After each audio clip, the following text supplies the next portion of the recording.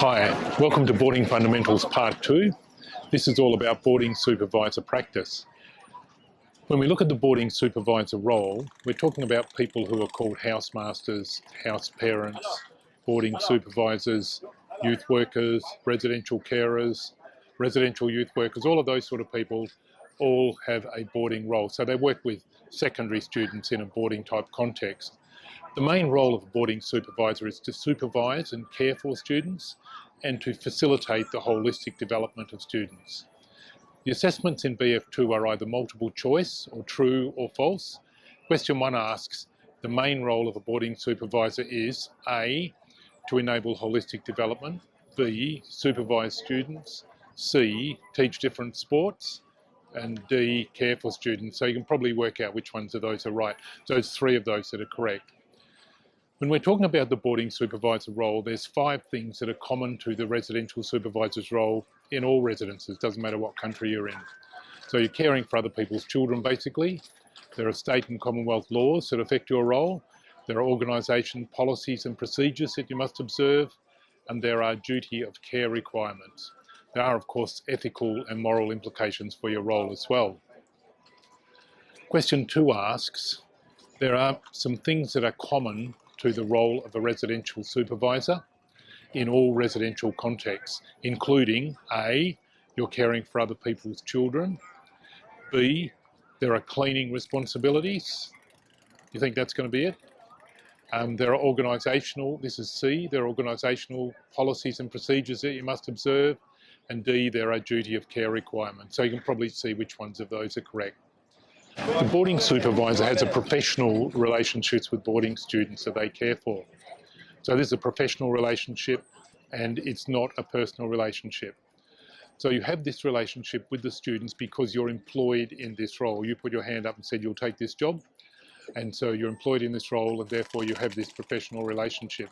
It's not a personal relationship. Also, what makes a professional relationship? 2 things are common to a professional relationship. The first is boundaries, and the second is a gap or distance, small distance between you and the student. So let's talk about boundaries. What are they? There are behaviours that are appropriate and behaviours that are not appropriate when caring for other people's children. The boundary is the line, sometimes people call it the fence, between appropriate and inappropriate behaviours. So there are boundaries or lines that you must not cross in your role when you're working with young people. The gap or the distance between you and the student is there. It's because you don't have a friendship type relationship or a parent-child type relationship with a student. It is different because it's a professional relationship, and that's why there must be this small distance or gap. It's because you're the adult who's in charge, you're the one who's responsible, you have the authority, and that small gap or small distance that reinforces your authority. In the student boarding residence, you have a close personal relationship with students, true or false? That's question 3. Question 4, boundaries are the lines drawn between appropriate and inappropriate behaviour, true or false? Question 4. So today we're at Chambord Castle, and this is set in acres and acres of forest, and there's even wild pigs and wild deer here. We want to have a look at boundaries, and particularly boundaries in the area of communication, personal disclosure, place, role, personal possessions, etc. So let's look firstly at inappropriate behaviours with communication. This includes inappropriate comments about a young person's appearance, especially excessive flattering sort of comments, because that looks like grooming. Any inappropriate comments or conversation or inquiry of a sexual nature, disrespectful or discriminative sort of treatment towards a young person based on their perceived or their actual sexual orientation, use of inappropriate pet names, grooming again, vilification, humiliation, jokes or innuendo of a sexual type. All of this is inappropriate behaviour with communication. It's crossing a boundary. Question 5 is about communication and boundaries. Now we want to look at inappropriate behaviour and personal disclosure. This is discussing personal lifestyle issues of yourself, other staff or young people, and we just need to unpack a little bit about what this means exactly. So young people do like to know a little bit about us, and that helps often with the relationship that you have with young people. So for them to know that you have 3 children, you've got a dog called Butch, and you're an Eagles supporter, this is all fairly general information, and this helps build your relationship with young people. What's inappropriate is when you disclose details of your relationship with your wife, an argument that you may have had, that sort of thing, or even personal difficulties that you're having. All of this sort of information is inappropriate and we should not share it with young people. Let's talk about appropriate and inappropriate behaviour with physical contact. Inappropriate behaviour is unnecessary or unwanted touching of a young person, any sort of corporal punishment, of course, any physical punishment, initiating or requesting inappropriate or unnecessary physical contact, or even permitting unnecessary physical contact even if it's initiated by the student. It's the inappropriate use of physical restraint. And it's very rare that you're going to need to use physical restraint, and there are correct ways to do that, and we talk about that in Unit 4. Question 6 is about boundaries and physical contact. Then we want to look at boundaries and place. This is about inviting or encouraging young people to go to the supervisor's house or flat. It's about allowing young people access to the supervisor's personal internet sites, particularly social media. And this also means that supervisors should not have students as friends on their personal sites like Facebook. It's about attending young people's homes or their social gatherings. Now there might be exceptions for this, particularly if you're in the country, also if you're invited by the student's parents, but you would make sure your organisation or your head of boarding knew about the visit.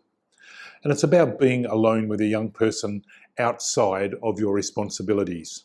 It's about entering change rooms or toilets occupied by young people when supervision is not required or appropriate, or undressing using facilities set aside for young people or even in their presence. If you're at the beach or a public pool, change before or after the students. It's about transporting a young person unaccompanied. And you've got to ask yourself, what are the options here? If you're in a vehicle with a young person, it's always good to have another person. That might be another student or another staff member with you.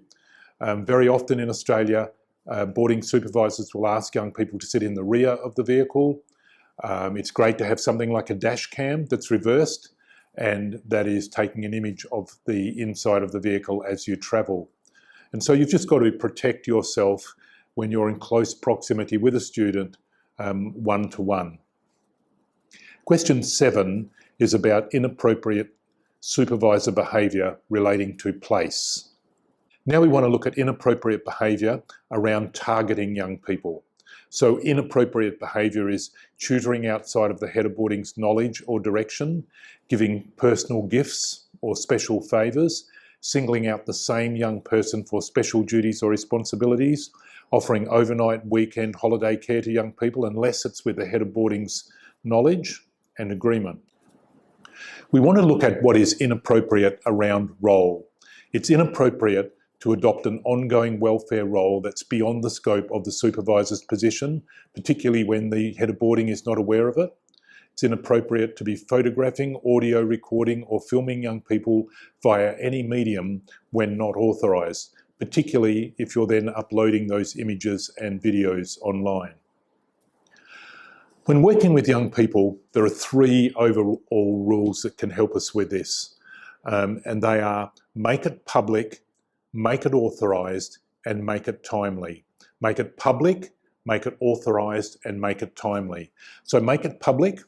If you have to interview a student or have a conversation with a student, make it visible. Use a room with a window onto a public area, or a door with a window, or leave the door open, or involve a second person. Just make it public. Make it authorised. Make sure that your organisation, your head of boarding, has authorised or knows what you're doing. Make it timely. Don't do things at unusual hours of the night or for unusually long times, such as counselling a young person for 2 hours at 11 o'clock at night. So those 3 overall rules, which summarise a lot of what we've talked about, are: make it public, make it authorised, and make it timely. Question 8 asks, When working one-to-one with young people, there are 3 boundary guidelines that all supervisors should follow. So I think you know what they are. The next part of this unit is about privacy and confidentiality. In boarding, you're going to have access to lots of information about young people, their families, their situation. You need to treat this information with care and respect the privacy and confidentiality of young people. The Australian Privacy Act 1988 was revised in 2014, very big revision, and we've now got the Australian Privacy Principles, or the APPs. We use these to manage personal information in an open, transparent way. It lets us know what information can be collected, how the information can be used, how the information can be passed on to others. So with privacy and confidentiality, there are rules, and these are kind of practice rules. Number 1 is don't share the information with people who don't need it. If they don't need it, don't share it with them. Keep written information in a safe place and don't gossip. Question 9 and 10 are about privacy and confidentiality. All of the rest of BF2 is about boarding practice. What does good boarding practice look like? What is professional practice? There are 4 parts to this. The first is professional practice, then supervision practice, then team practice, and then administration practice. And you might be thinking, well, where did this come from? Where did these indicators come from? And they come from our own experience and what we've learned over the years about boarding, but they also come from people like Trevor Schubert, Bernie Dean, Jim Hopkins, John Hurd, Anthony Bennett, and others who've viewed this material and provided us with advice. So let's have a look at professional practice. Firstly, we want to have a look at laws or legislation. Professional practice is when a person consistently acts appropriately in all their dealings with young people, when they understand and follow Commonwealth and state laws that affect their role, when they know how to recognise and respond to breaches of these laws, when they respond appropriately when a concern about the safety of a young person is raised, including writing out reports or written reports, when they comply with residence policy on privacy and confidentiality. Professional practice regarding the organisation is when the person actively supports the resident's mission, statement and objectives, complies with the resident's policies and procedures, the code of conduct and the job description, complies with the resident's social media policy and responsible use of technology, complies with management instruction and expectation, including things like behaviour and dress, follows the staff grievance procedure. The next part of professional practice is about professional development. And professional practice looks like this. They have a personal professional development plan and attend all professional development as required. They are current with required clearances, licenses, qualifications such as first aid, safe working with children, bus licence, swimming qualifications, boarding training qualifications, etc. They seek feedback and support when needed from the head of boarding or their boarding manager or their colleagues. Professional practice around workplace health and safety.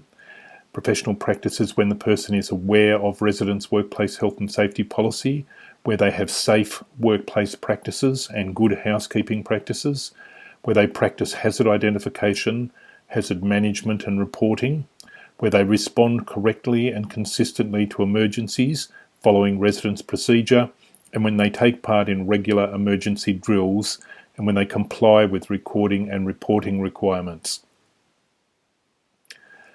Professional practice, so that was professional practice. And now we come to supervision practice, the second of these.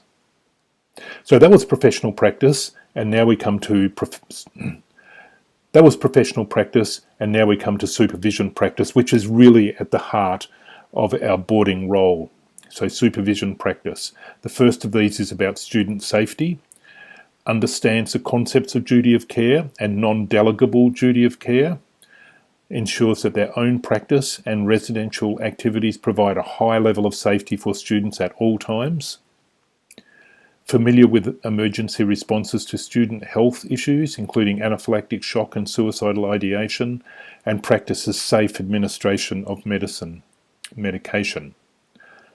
So supervision practice with regard to relationship. has positive, respectful relationships with all students, has nurturing, caring relationships with all students, shows empathy and patience in relationships, practices that empower students, manages student complaints appropriately and effectively, and remembering that those relationships with students are professional relationships, not personal relationships. Okay, supervision practice with supervising. Supervises students effectively and actively, being involved and where the students are, actively monitors student needs and supports effectively as required, contributes to an engaging activities program that enables holistic development, facilitates academic support and supports student homework routines, maintains consistent, appropriate routines in the residence. And then supervision practice with behaviour management, which is a large part of what we do in boarding. Actively follows the resident's behaviour management policy and procedure, effectively and consistently manages student behaviour, including de-escalation of at-risk behaviour, manages the use of consequences sensitively and effectively, effectively uses restorative practice strategies, and knows when to refer a student for help and uses the resident's procedure for referral. And then supervision practice around cultural support and sensitivity. Understands and values cultural diversity and practices respect for other cultures, seeks to provide relevant and meaningful support in different cultural contexts, effectively manages inappropriate student behaviour towards other cultures, develops an understanding of Aboriginal and Torres Strait Islander students' cultural backgrounds, and seeks to relate well with Aboriginal and Torres Strait Islander people. So we've had professional practice, and we've had supervision practice, and now we have team practice. What does good professional practice look like? Team practice. The first of these is about leadership. So showing respect and loyalty towards leadership, following direction from leadership, giving constructive feedback to leadership, and responding appropriately to guidance or correction from management.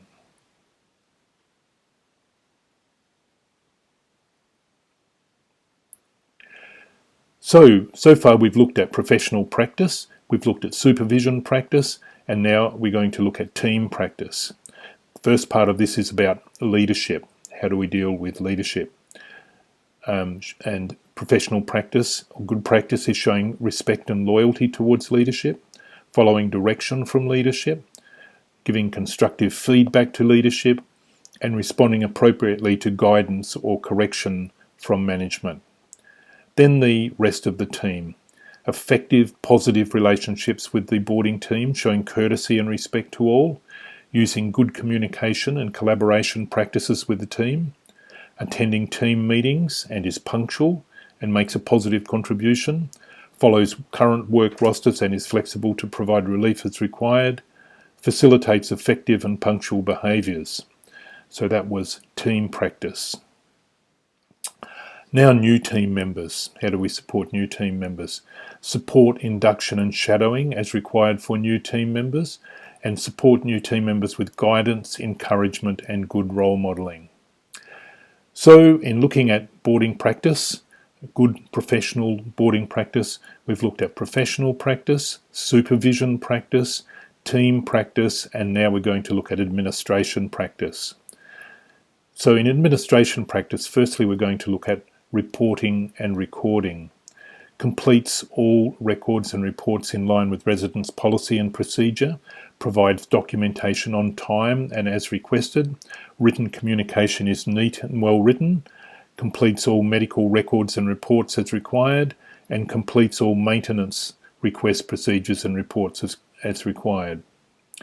Then we're going to look at administration practice with parents and the school. Communicates effectively with parents as required, and communicates effectively with the school management and school staff members as required. And so that is the end of BF2. Thank you.